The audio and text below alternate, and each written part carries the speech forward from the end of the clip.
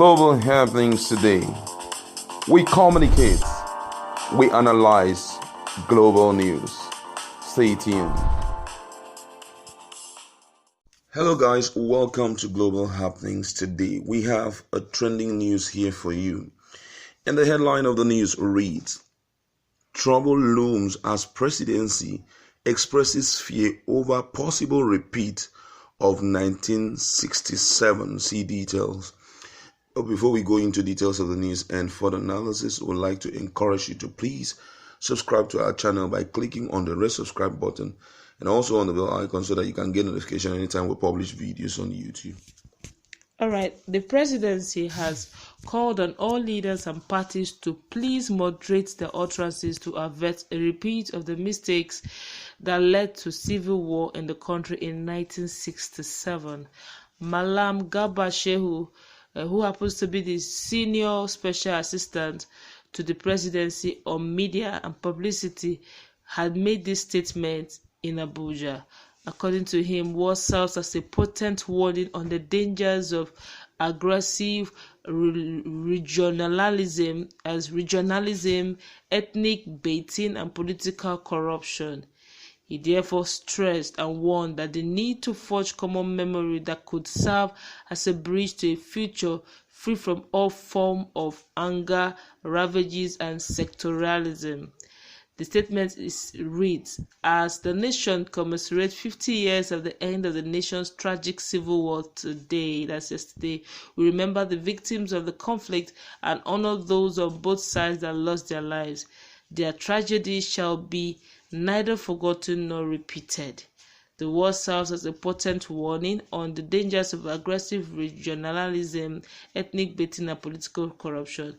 In it, we must forge common memory, he said, that can serve as a bridge to a future free from problems, ravages, and section. It's now one further to say, we remember the past to draw its lessons on how we move forward together and live in peace.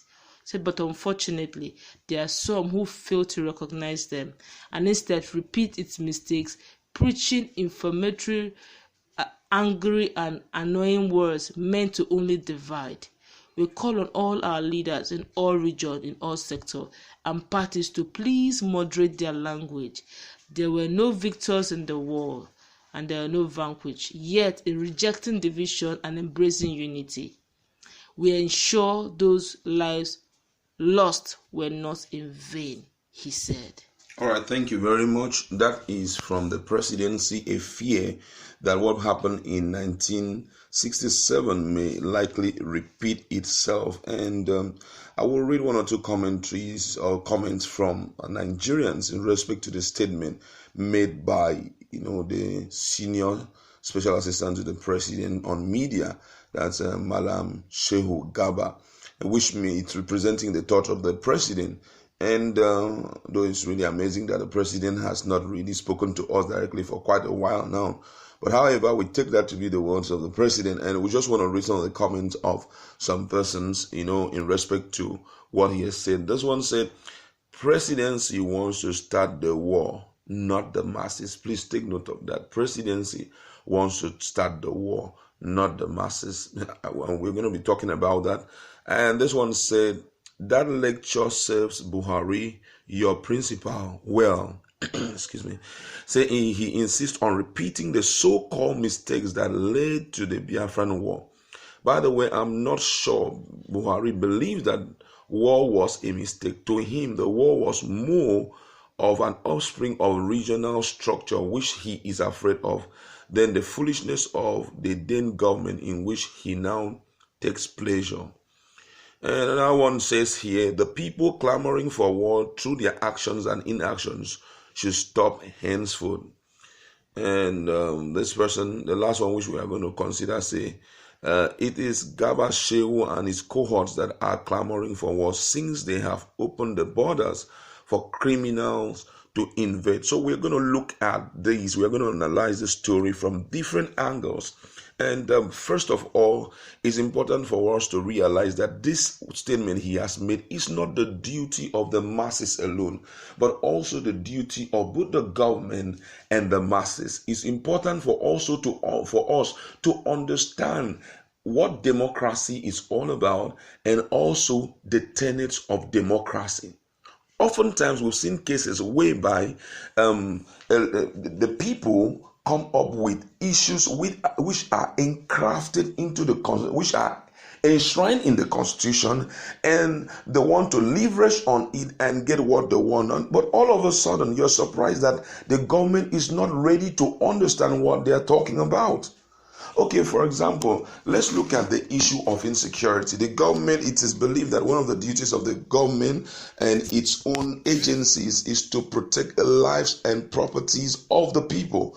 But unfortunately, we have a situation on ground where the government believe that they have done their best in the area of security, and the people believe that, hey, your best is not good enough for us. Thumbs up to you that we have a lot of agencies that are taking care of banditry and robbers and external aggression like Boko Harams and the rest, but they are not doing so well. And for that reason, we want to start up a security outfit just to give intels about where these people are so that they can be picked up by the agencies that you have set up by yourself. And the government refuted and said, no, that is actually illegal. You can, I don't know if you understand, you can imagine that kind of thing.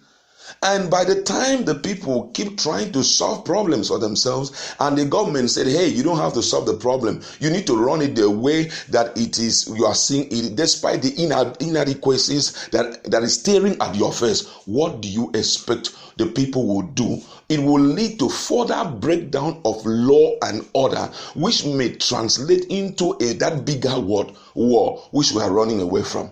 So at this point, the government itself needs to look back, reflect back at what actually happened that resulted to that war taking place.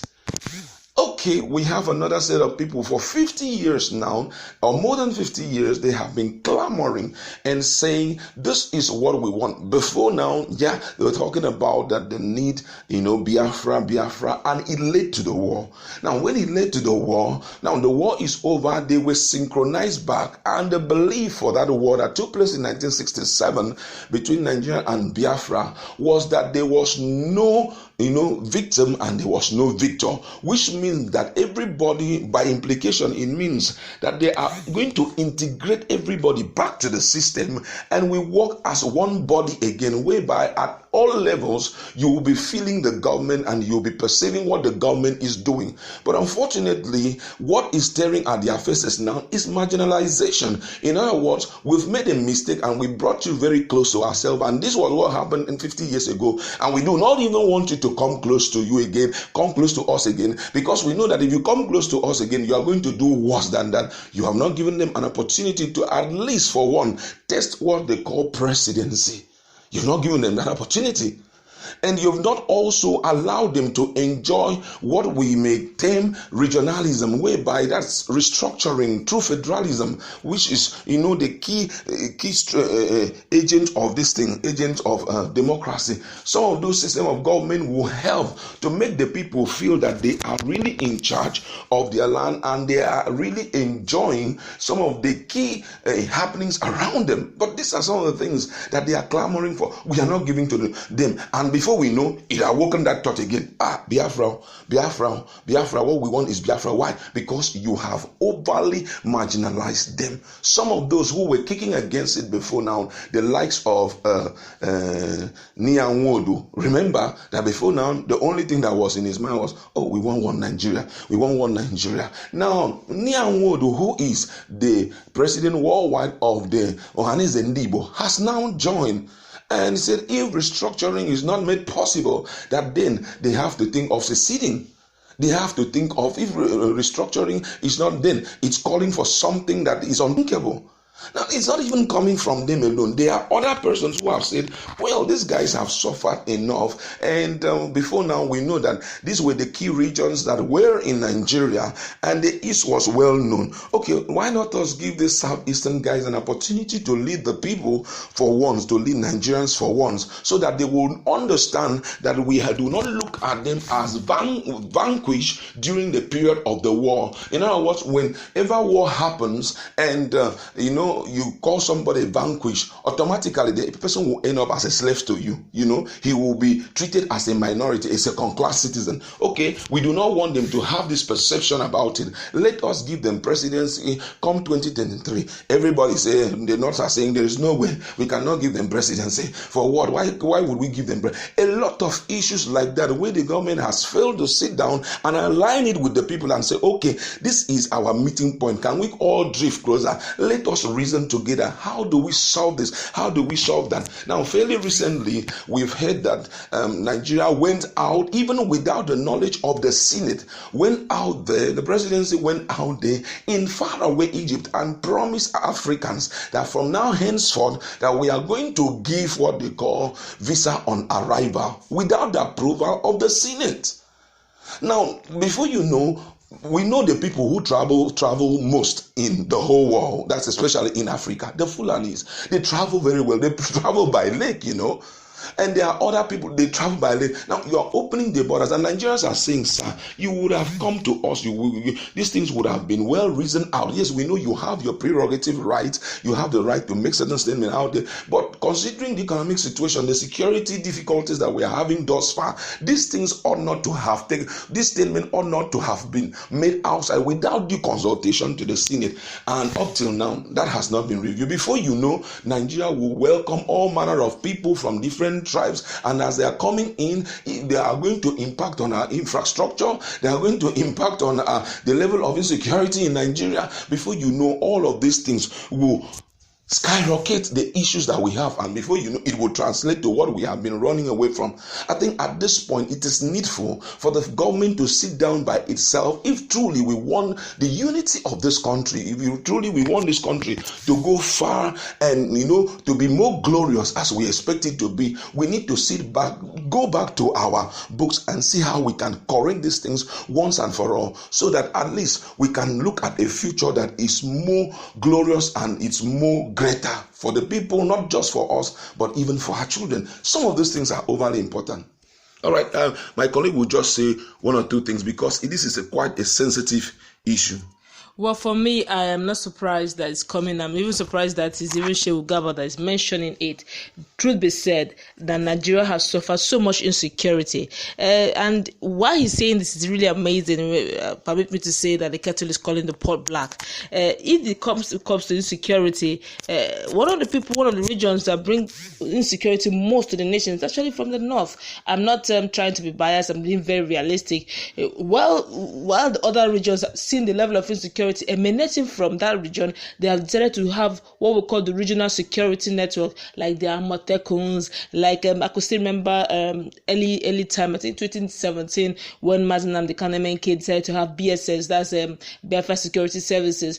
It was abolished dead on arrival. It was not accepted, and now as insecurity keeps growing, the southwestern region realized there's need for a regional security, and they decided to put something like Amotekun. Before the birth of Amotekun, there has been a Sharia police has been in existence for almost 10 years going now, and they have not seen it as a police or a security that shouldn't be launched. No one said anything about it. No one, abused it. No one said no to it. But as soon as Amotekun and the rest came up, there seemed to be problems everywhere. Everyone seemed to call it an illegal entity, even though it was constitutionally correct based on the Constitution of Nigeria. And a lot of things are happening in the country that could even trigger a issue of corruption, fund looting, electioneering, election rigging, and the fact that an institution like INEC that's supposed to be very independent in the issue of election have become dependent on the ruling party. What do I mean? Sometimes they tend to, sway their judgment technically, in a stylish manner to the ruling party, the party of the day, and it has rendered their dependency, almost null and void. Permit me to say that word. Then the issue of border opening, has led to even severe insecurity in the country. Sometimes you begin to see things like the issue of, like my colleague have rightly said, the issue of Fulani headsmen moving everywhere, they causing mayhem. Each time they cause mayhem, nothing goes wrong. Everything seems to be all right. No issue seems to be played as no one is making arrest against them and all that. Except for probably in some states where they have made up their mind, the people, indigenous have made up their mind that whatever the cause may be, we want to know the truth, and that's when you get to see some serious investigation. But it shouldn't be so. There shouldn't be some citizens who should be more important than others. If we are supposed to be all Nigerians, then all Nigerians should be equal before the law. Not some be more equal than the other. And also the issue of sometimes we wear democracy as a cloth, but we don't practice it the way it ought to be. And that's one of the issues that's bordering on Nigeria. And also the fact that the juicy positions in Nigeria, the heads of security in Nigeria, is particularly from a particular ethnic group. And that kind of brings fear. This is a country that has more than 250 ethnic groups. And one particular ethnic group seems to be loading all the heads of department, all the heads of security in the whole of Nigeria. Is enough, to make people's tongues to wag. Is enough to make other regions to start reacting, and that's the reaction they're scared of. And for how long? This has been ongoing for almost 50 years now. 50 years going, and you think the people won't react? They will at some point, and they have. All right, thank you very much. That's where we're going to leave it. Go to our comment section. Let us interact. What do you think about the statement made by the presidency? Do you think that there may be possible occurrence of what happened in 1967? It was not friendly at all. What do you think? What are the steps you think the government